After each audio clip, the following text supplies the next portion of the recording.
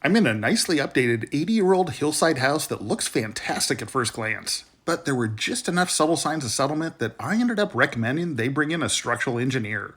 In the kitchen, the inside corner where the countertop meets the backsplash has a pretty wide gap. If you've ever owned a new house or done a remodel, you know a little separation like this is normal after about a year as everything settles in. But this was far more than what I'd expect. I also noticed some fine cracks in the drywall around the kitchen. Could be typical settling or maybe just a bad drywall work, but it was all starting to add up.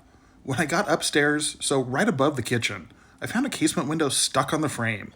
That's another red flag for movement. Outside, the kitchen's built over this little bump out. The foundation under it has cracks that have been patched up, so it's tough to know how bad they really are.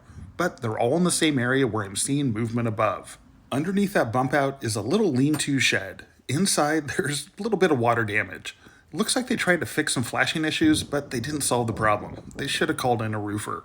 The posts here look newer, but they're basically sitting on the sidewalk. No real footings or piers that I could see at least. And there are more foundation cracks in this spot too. Out in the carport, the main beam holding up the center of the roof has a lot of rot. I wouldn't be surprised if this fails sometime in the near future.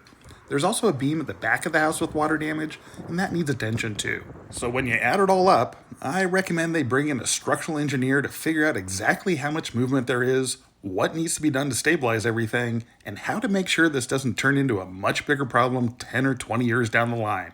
Hope this helps for when you're out looking at houses.